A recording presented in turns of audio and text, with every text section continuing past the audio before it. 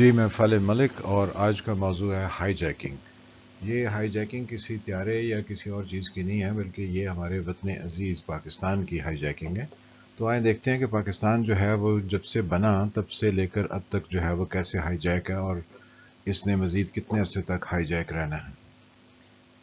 سب سے پہلے ہم دیکھتے ہیں کہ پاکستان جب بنا تو اس کے فوراً بعد ہی ایک صاحب جو کہ کچھ بینیفٹ لینے کے لیے گئے تھے، تو ان کو اس وقت کے آرمی چیف نے بینیفٹ نہیں دیا تھا، تو ساتھ ہی انہوں نے پورے ملک پر قبضہ کر لیا، اور پھر انہوں نے وہ قبضہ یعنی وہ ہائی جیکنگ اپنی جاری رکھی، اور اوور اے ڈیکیڈ جو ہے یہ ہائی جیکر اپنے مقاصد کے لیے اس ملک کو استعمال کرتے رہے۔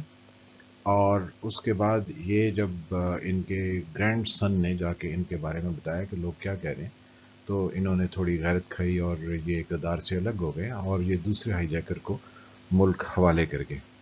تو یہ یا خان تھے جنہوں نے پھر پہلے ہائی جیکر سے لے کر پھر خود یہ ملک کو ہائی جیک انہوں نے کیے رکھا، اور ہم 1971 میں پہنچ گئے، جہاں پر ایک طیارہ گنگا نام کا، جو کہ 30 میں 1971 میں انڈین ایئر لائن کا پیسنجر پلین تھا، وہ سری نگر سے جموں جا رہا تھا، تو اس کو ہائی جیک کر لیا دو کشمیری علیحدگی پسندوں نے، جو کہ نیشنل لبریشن فرنٹ کے ممبر یا ان کے کہہ لیں کہ نمائندے تھے، بتایا یہ گیا تھا۔ اور یہ ہائی جیکر جو ہے وہ ہاشم قریشی اور اس کے کزن اشرف قریشی تھے۔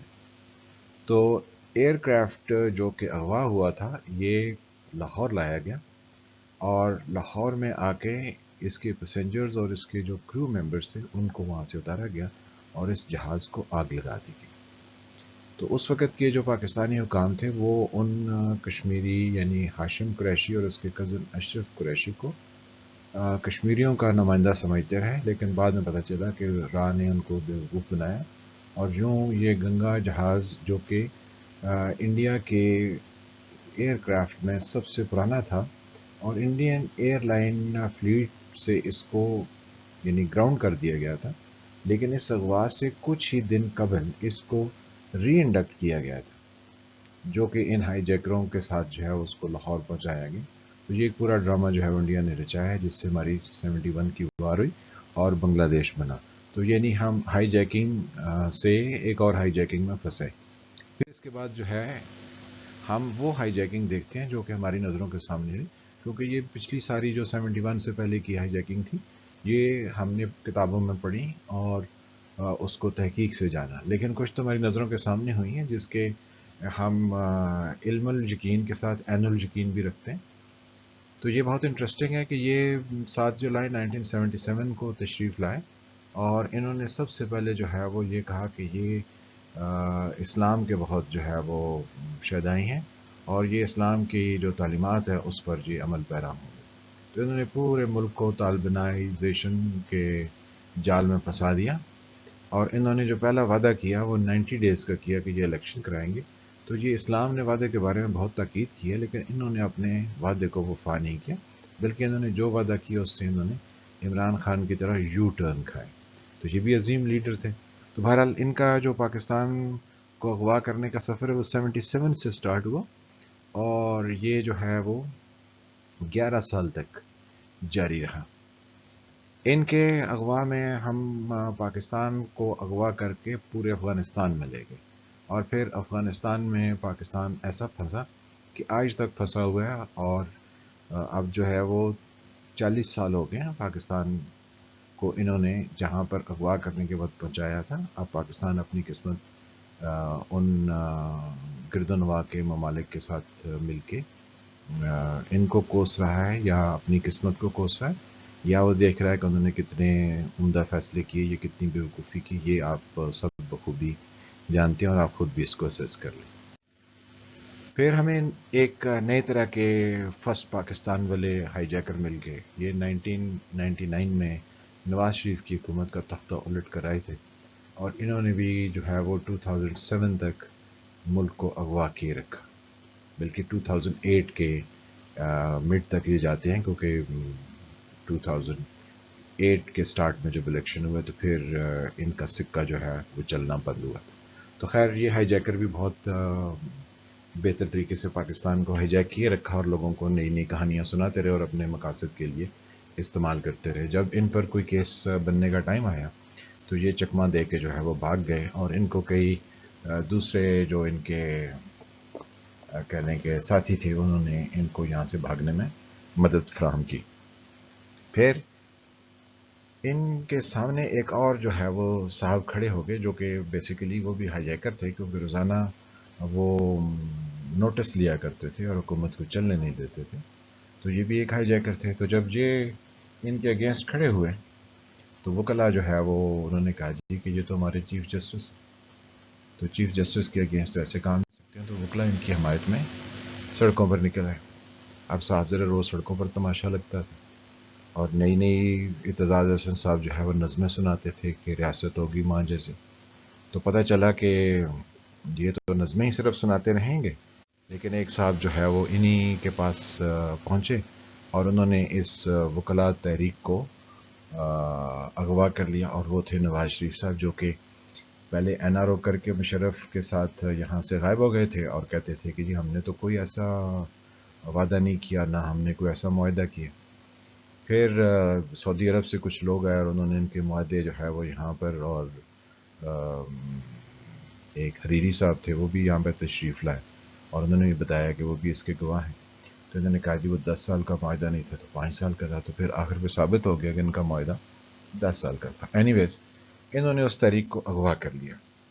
یعنی یہ ہمارے وہ ایک اور ہائی جیکر تھے اور انہوں نے اس تحریک کو اغوا کیا. تو آصف علی زرداری کی تب حکومت قائم ہو گئی تھی. تو انہوں نے کہا کہ نواز شریف صاحب آپ جو ہے وہ افتخار چودھری کی حمایت نہ کریں، یہ پولیٹیکل جج ہے اور اس نے سیاسی جماعت بنانی ہے ریٹائرمنٹ کے بعد، تو آپ اس کا ساتھ نہ دیں. لیکن کیونکہ نواز شریف کو تو اپنے پولیٹیکل گیم سے تعلق تھا تو انہوں نے اس تحریک کو اغوا کیا اور لاہور سے گجرانوالہ تک مار کیا. تو آرمی چیف کے کہنے پر یہ واپس ہو گئے. تو انہوں نے اپنے پولیٹیکل جو ہے وہ اس سے کہہ لیں کہ فائدے اٹھائے. پھر جب یہ فائدے اٹھا چکے تو ہمیں پتہ چلا کہ افتخار چودھری ریٹائر ہوئے ہیں تو انہوں نے جسٹس نام سے پارٹی بنا لی. تو پریکٹیکلی ثابت ہو گیا کہ وہ ایک پولیٹیکل جج تھے. پھر ایک اور صاحب جو ہیں ان کو بھی لایا گیا اور وہ بھی ہائی جیکر کے روپ میں 3 دفعہ اسلام آباد آئے، 4تھی دفعہ نہیں آ سکے ہیں کیونکہ ان کو اتنی پذیرائی نہیں ملی. پھر ایک اور ہائی جیکر اسلام آباد آئے جن پر قاضی فائز عزت صاحب نے ایک فیصلہ دیا تو آج کل وہ بھگت رہے ہیں. خیر وہ اللہ کو پیارے ہو گیا، اب ان کی تصویر اور ان کو کیا شو کرنا. تو یہ اس طرح کے ہائی جیکر ہیں. اب ہم موجودہ صورتحال میں پہنچتے ہیں. یہ پی ڈی ایم کی تحریک ہے، یعنی سپٹمبر 2020 میں ایک آل پارٹی کانفرنس ہے جس میں عمران خان کی حکومت کے اگینسٹ جو ہے وہ ایک تحریک کی داغ بیل ڈالی گئی اور یہ تھی پی ڈی ایم کے نام سے، اور یہ اے پی سی بلائی تھی پاکستان پیپلز پارٹی. اب اس میں جو پی ڈی ایم ہوا تو پی ڈی ایم میں جو پولیٹیکل آبجیکٹیوز تھے ان کو اغوا کر لیا گیا، اور اغوا کرنے والے یہ وہی صاحب ہیں جنہوں نے وکلا کی تحریک کو اغوا کیا تھا. تو انہوں نے ایسے شعلہ بیانی سے کام لیا کہ سارے لوگ ان کی طرف متوجہ ہو گئے. اب جو ہے انہوں نے کہہ دیا کہ غریبوں کے بہتے ہوئے آنسوں کا ذمہ دار آرمی چیف ہے، اور پھر انہوں نے کہا کہ آئی ایس آئی کے ڈی جی جو ہے اس نے یہ ساری تبدیلیاں جو ہیں وہ کی ہیں اور میرے خلاف کی. تو پریکٹیکلی انہوں نے پی ڈی ایم کو ہائی جیک کر لیا. اب پی ڈی ایم میں 11 پارٹیاں، تو یعنی انہوں نے ان 11 کی 11 پارٹیوں کو ہائی جیک کیا ہوا ہے. اب جب اکھاڑا ہوتا ہے تو اس میں 2 پہلوانوں کے درمیان مقابلہ ہوتا ہے. اب ایک طرف ہے نواز شریف، دوسری طرف ہے آصف زرداری. آصف زرداری کیونکہ پیپلز پارٹی کے ہیں تو اب اگر نواز شریف جو ہے جیسے انہوں نے پی ڈی ایم کو اغوا کیا اور اس میں کوئی شک نہیں ہے، تو ساتھ آصف زرداری کے فرزند ہیں بلاول ہیں. اب اگر نواز شریف جو ہے وہ اس ہائی جیکنگ میں کامیاب ہو جاتے ہیں تو پھر تو وہ یہی کہتے پھریں گے جی کہ اگر میرے اثاثے جو ہیں یعنی میرے رہن سہن میرے آمدن کے ذرائع سے زیادہ ہے تو آپ کو کیا مسئلہ ہے، اور اگر میں کھاتا ہوں تو میں لگاتا بھی ہوں. تو وہ ہائی جیک تو اپنی پوری کوشش کریں گے کہ وہ کریں. اور اگر پیپلز پارٹی ان کے کہنے پر استعفے دیتی ہے اور لانگ مارچ کے لیے اگری کرتی ہے تو اس کا مطلب ہے کہ اس پولیٹیکل پارٹی نے پچھلے 50 سال میں تو کچھ نہیں سیکھا جب سے یہ بنی ہے. تو اب یہ ٹسل جو ہے وہ یہاں 2 ہاتھیوں کے درمیان آئی ہوئی ہے. اب گھاس کتنی نیچے مسلی جاتی ہے یہ بات کی بات ہے. ہم جب دیکھتے ہیں کہ future of Pakistan and political scenario of Pakistan, تو ہمیں پتہ چلتا ہے کہ جو چیزیں ہمیں سامنے نظر آ رہی ہیں وہ شاید اگلے 6 ہفتے میں الٹی ہونے والی ہیں. کیونکہ پیپلز پارٹی نواز شریف کے بیانیے کے ساتھ چل کے استعفے اور لانگ مارچ نہیں کرے گی، کیونکہ ان کا ایک واضح موقف رہا ہے پچھلی تحریکوں کے اور پچھلے دھرنوں کے درمیان کہ نہ تو تحریکوں سے حکومت کے اگینسٹ کام کیا جانا چاہیے اور نہ دھرنوں کی صورت جو ہے وہ اختیار کی جائے، اور نہ کوئی اور یعنی جو کہ جمہوری انداز سے ہٹ کے ہو وہ اختیار نہیں کرنا چاہیے. تو اب مولانا جو ہیں یہ ایک ریفری کا رول جو ہے وہ ادا کر رہے ہیں، اور ان کو اندر سے پتہ ہے کہ انہوں نے کرنا کیا ہے. صورتحال جو ہے وہ کافی انٹرسٹنگ ہے. تو لیٹس سی کہ how things develop in upcoming 6 weeks time. کیونکہ ٹائم تو تھوڑا ہے، تو عمران خان کے پاس بھی کوئی ٹائم نہیں ہے، حالانکہ ان کی گورنمنٹ تو آلریڈی اس کے ڈیز جو ہے وہ گنے جا چکے ہیں.